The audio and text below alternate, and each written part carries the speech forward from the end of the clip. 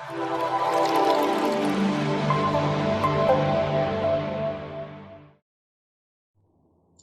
Students, कैसे हैं आप सब। उम्मीद करती हूँ आप सभी अच्छे होंगे और सुरक्षित होंगे अपने घरों में। आज एक बार फिर से हम हाजिर हैं आपके अपने YouTube चैनल जिसका नाम है टीच स्मार्ट। स्टूडेंट, इससे पहले की वीडियो में हम मिल चुके हैं चैप्टर 7 के भावार्थ, जो हमने एक बहुत ही प्यारा गीत पढ़ा था जिसको साहिर लुधियानवी जी ने लिखा था, और वो गीत था साथ ही हाथ बढ़ाना।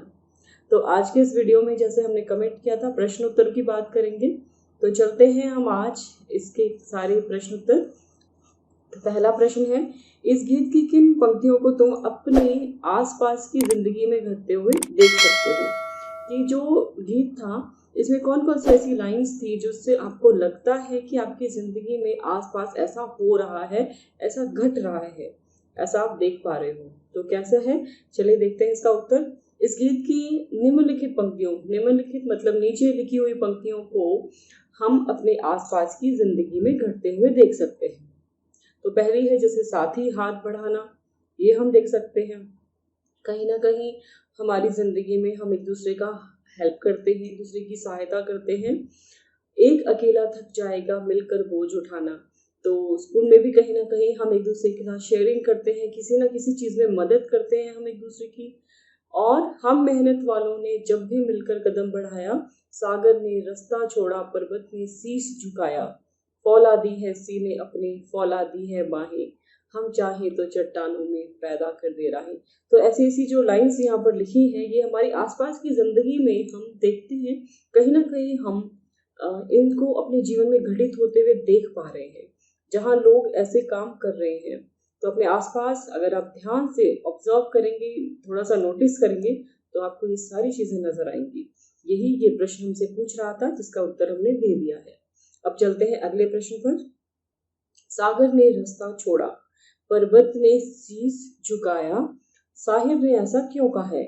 आखिर जो कवि इस गीत को लिखने वाले साहिर लुधियानवी जी हैं, उन्होंने ऐसा क्यों कहा कि सागर ने रास्ता छोड़ दिया और पर्वत ने शीश झुका दिया। तो इसमें साहिर जी क्या कहते हैं, उन्होंने इसलिए कहा क्योंकि जब मनुष्य एक साथ मिलकर काम करता है, तो वो बड़ी से बड़ी बाधाओं, चाहे कितनी भी बड़ी मुश्किल उसके सामने आकर खड़ी हो जाए, वो उसको उससे जूझ कर उसका सामना करके उसका हल निकाल ही लेता है। वो उस मुश्किल से बाहर आ ही जाता है और काम आसान हो जाता है। जो साहसी व्यक्ति, वो कभी हार ही नहीं मानता, इसलिए वो सारी बाधा, जितनी भी मुश्किलें हैं, जितनी भी बाधाएं हैं, उस पर वो विजय पा लेता है। ऐसा क्यों? क्योंकि जो एकता है और जो संगठन है, उसमें शक्ति होती है, जिसके बल पर वो पर्वत और सागर को भी पार कर सकता है। अभी पर्वत से याद आया, अगर आपको रामायण का वो दृश्य याद हो, जब श्री राम जी जा रहे थे, उन्होंने पर्वत से रास्ता मांगा, तो किस तरह से उनकी जो वानर सेना थी, कैसे हनुमान जी और उनकी वानर सेना ने एक एक पत्थर से पुल बना दिया। यानी सब ने मिलकर काम किया, तो पर्वत को भी रास्ता देना पड़ गया। इस तरह ये जो पूरा का पूरा जो गीत है, हमें जीवन में बहुत सारी प्रेरणाएं भी दे रहा है, और साथ में ये भी सिखा रहा है कि यदि मनुष्य ठान ले, तो वो कभी भी हार नहीं सकता। उसके आगे पर्वत को भी अपना शीश झुकाना पड़ता है, सागर को भी रास्ता छोड़ना पड़ता है। चलते हैं अगले प्रश्न पर। गीत में सीने और बाहों को फौलादी क्यों कहा गया है। ऐसा क्यों बोला गया कि जो हमारा सीना है और बाहें हैं, फौलादी मतलब बहुत स्ट्रांग है, जिसको हम कहते हैं बहुत साहसी, परिश्रमी, कभी ना हारने वाला, हिम्मती। और ऐसा इसलिए बोला गया है क्योंकि जो यहाँ पर जो लोग हैं, जो इस कविता, जिस गीत में जिनका जिक्र किया गया है, जो लोग काम कर रहे हैं, वो बता रहे हैं कि हमारे जो इरादे हैं वो बहुत ही मजबूत हैं, और हमारे जो बाजू हैं, हमारे हाथों में बहुत बल है, अपार शक्ति है उसमें, इसलिए ये ताकतवर है और हम बलवान भी हैं। और जो हमारी बाहें हैं वो फौलादी हैं, और इसमें क्या है, काम करने की जो असीम क्षमता है, उसका भी हमें इससे पता चलता है। तो जो फौलादी है वो बता रहा है कि ये शब्द ही कहता है कि अपने आप में बहुत साहसी होना, शक्तिशाली होना और हिम्मत से हार ना मानना। इसलिए इस गीत में यहाँ पर ये लाइन बोली गई कि गीत जो है सीने और बाहों को फौलादी कहा गया है। चलते हैं अगले प्रश्न पर। साथ ही हाथ बढ़ाना, अभी जो हमने किए थे वो प्रश्न थे हमारे गीत से, अब है प्रश्न अभ्यास से, यानी गीत से आगे। पहला प्रश्न, अपने आसपास तुम किसे साथी मानते हो और क्यों? इससे मिलते जुलते कुछ और शब्द खोजकर लिखो। आप अपने आसपास की दुनिया में किसको आप कहेंगे कि हम इसे साथी कह सकते हैं? वो कौन है?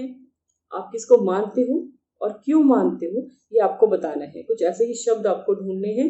तो चलिए देखते हैं उत्तर। हमारे माता पिता, हम उनको साथी कह सकते हैं। हमारे भाई बहन हो सकते हैं, हमारे दोस्त हो सकते हैं, हमारे सहपाठी हैं, शिक्षक हैं, पड़ोसी हैं। ये सभी बहुत सारे लोग हैं जो हमारे साथी हैं। क्योंकि ये सब, हम इनको क्यों बोल रहे हैं साथी?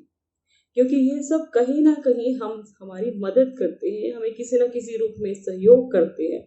साथी से जो मिलते जुलते शब्द हैं, अगर हम उनकी बात करें, अगर एक एक वर्ड में बोलना है, एक एक शब्द में, तो सहायक, सखा, संगी, सहचर, शुभ चिंतक, मित्र, मीत आदि। शुभ चिंतक पे यहाँ बिंदी लगी हुई है, इसमें दिखाई नहीं दे रहा है, आपने बिंदी इस पर लगानी है, शुभ चिंतक। तो ये सभी हम इनको साथी बोल सकते हैं और ये मिलते जुलते शब्द थे। अब चलते हैं अगले प्रश्न पर। प्रश्न 2, अपना दुख भी एक है साथी, अपना सुख भी एक। कक्षा, मोहल्ले, गांव, शहर के किस किस तरह के साथियों के बीच तुम्हें इस वाक्य की सच्चाई महसूस होती है और कैसे? तो अपने जो क्लास है आपकी और जिस सोसाइटी में आप रहते हैं, वो गांव, वो शहर, जहां भी आप रहते हो, आपको ये जो सेंटेंस था कि अपना दुख भी एक है साथी, अपना सुख भी एक, तो ये इस लाइन की जो सच्चाई है, कहाँ तक आप महसूस कर पाते हो, इसके बारे में आपको बताना और कैसे महसूस कर रहे हैं। चलिए देखते हैं इसका उत्तर। उत्तर कहता है कि कुछ बातों के संबंध में हम अपने साथियों से जुड़े होते हैं और इन मामलों में हमारी सोच एक जैसी होती है। जैसे किन मामलों में? हमारे सुख दुख की अनुभूति एक जैसी होती है। उदाहरण के लिए जैसे पानी, बिजली की कमी, अगर पानी की कमी हो जाए तो वो किसी एक व्यक्ति विशेष को नहीं होती, बल्कि आसपास के कुछ और लोगों को भी होगी। तो हम सबका वो जो दुख होगा वो एक जैसा हुआ। जैसे ट्रैफिक, तो उसमें और भी लोग फंसे होते हैं, तो हम कहते हैं हाँ, हम भी फंसे हैं, ये भी फंसे हैं, तो हम उस दुख को महसूस कर पाते हैं। इसी तरह से रोजमर्रा की बहुत सारी मुश्किलें हैं, रास्ते में कभी कुछ भी हो सकता है, बहुत सारी मुश्किलों का हमें सामना करना पड़ता है। तो कहीं ना कहीं हम महसूस कर पाते हैं कि जो हमारे साथ घट रहा है वो दूसरे के साथ भी हो रहा है। इस तरह हमारा सुख, हमारा दुख कहीं ना कहीं एक दूसरे के साथ जुड़ा भी हुआ है। और वहीं दूसरी ओर क्या है कि विद्यालय के लिए पदक जीतना, जैसे आप किसी खेल के लिए जा रहे हैं, आप चाहे वो स्टेट लेवल का है, नेशनल लेवल का है, आप अपने स्कूल में एक टीम में काम करते हैं, तो उस वक्त जो टीम का जीतना हारना, वो जो आप महसूस करते हैं, वो भी आपका एक समान ही होता है। आपकी टीम जीतती है तो सबको खुशी होती है, आप हारते हैं, वो कोई एक व्यक्ति के हिस्से में हार नहीं आती, सबके हिस्से में आती है। तो वहां भी हम ये चीज महसूस कर सकते हैं। और कक्षा में अच्छे अंक लाना, बड़े होकर कुछ अच्छे बनने की चाह, ये सारी चीजें बताती हैं कि हमारा सुख भी एक हो सकता है और हमारा कहीं ना कहीं जो दुख है वो भी एक दूसरे से जुड़ा है। तो ऐसे हम इस बात की सच्चाई महसूस कर सकते हैं। आपके मन में कोई और हो, कुछ और विचार हैं, आप वो लिखना चाहें तो वो भी इसमें ऐड कर सकते हैं। आगे चलते हैं अगले प्रश्न पर। इस गीत को तुम किस माहौल में गुनगुना सकते हो? तो ये इतना प्यारा गीत है, जिसे कि हमने शुरू में ही बोला कि इस गीत से हमें बहुत प्रेरणा मिलती है, आगे बढ़ने की साहस मिलता है हमें, और ये गीत हमें हिम्मत देता है कि हमें कभी नहीं हारना चाहिए।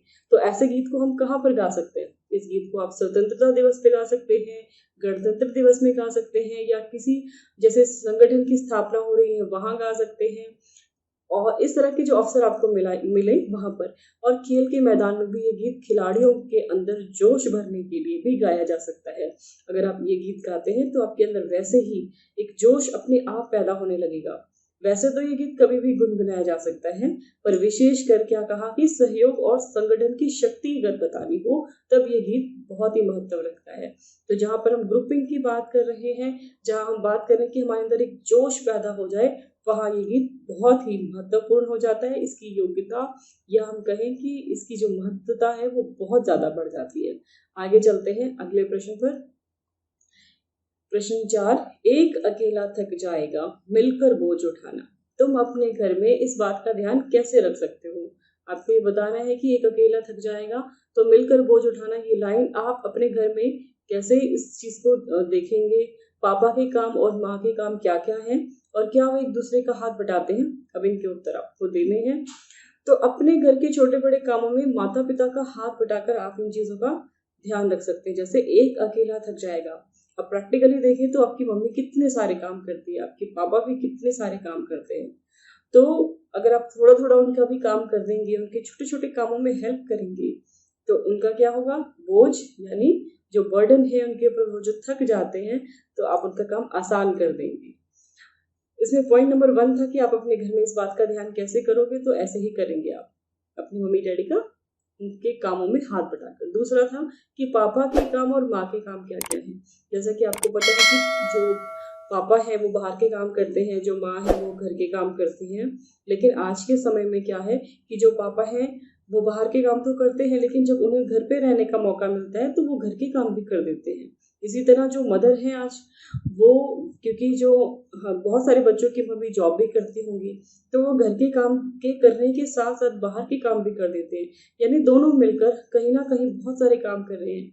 मेनली अगर देखा जाए मुख्य रूप से, तो जो पिता है उनका काम होता है पैसे कमाना, बच्चों के लिए उनका भरण पोषण, उनका पालन करना, खर्चा उठाना, और माता का फर्ज होता है कि जो पिता ने पैसे कमाए हैं उसका वो सही इस्तेमाल करे, उसका संरक्षण करे, आपको खाना बनाकर खिलाएं, और कपड़े धोना, घर की साफ सफाई करना, आप कितने सारे काम होते हैं। उसके अलावा आपके लिए सामान खरीदना, कपड़े खरीदना, बहुत सारे काम हैं, बहुत सारी जिम्मेदारियां होती हैं।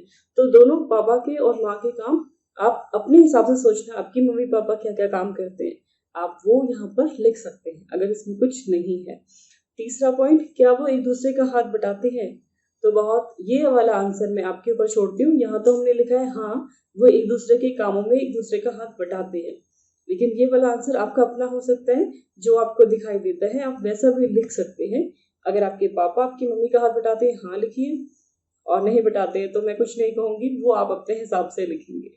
देखते हैं अगला प्रश्न। यदि तुमने नया दौर फिल्म देखी है तो बताओ ये गीत फिल्म में कहानी के किस मोड़ पर आता है। यदि तुमने फिल्म नहीं देखी तो फिल्म में देखो और बताओ। तो अगर इससे पिछला वीडियो आपने देखा होगा तो आपको याद होगा कि जब हमने इसका पूरा गीत जब खत्म हुआ था, उसके एंडिंग में आपको गीत की छोटी सी क्लिपिंग हमने दिखाई थी, और उसमें आपने छोटा सा जो वीडियो देखा, आप चाहें तो ये पूरी की पूरी फिल्म देख सकते हैं, इसका वीडियो देख सकते हैं और फिर बता सकते हैं कि कैसा था, या फिर अपने माता पिता से भी आप पूछ सकते हैं कि कैसी स्टोरी थी। तो उस वीडियो में भी बताया गया था कि जब हमारे देश में, वहां पर उस मूवी में जब हम विकास की बात करें कि हमारे देश में विकास हो रहा था, निर्माण की राह पर हम आगे बढ़ रहे थे, और वहां जो कच्ची सड़क थी उसको पक्का किया जा रहा था, उस वक्त ये गीत जो है वहां पर फिल्माया गया है, और सभी जो लोग हैं वहां पर काम कर रहे हैं वो इस गीत को गाते हैं। तो ये गीत क्या करता है, पीछे से वो लोग काम के साथ साथ इस गीत को काम करते हुए इतने जोश में काम कर रहे हैं कि वो गीत अपने आप एक बहुत बड़ी मिसाल है। तो ये गीत उनके सहयोग, उनके उत्साह और उनके जोश को प्रदर्शित करता है, ऐसा हमने इसमें देखा। अब जिन बच्चों ने नहीं देखा वो एक बार इस गीत को जरूर देख लें, और अगर पेरेंट्स से पूछेंगे तो वो भी इन्हें ये स्टोरी बता देंगे। तो ये लास्ट प्रश्न का उत्तर था। इसी के साथ आज का जो ये वीडियो है हम यहाँ पर खत्म करते हैं, और इसके बाद मिलेंगे अगले वीडियो में चैप्टर 8 के साथ। तब तक आप इसके प्रश्न उत्तर कंप्लीट करें।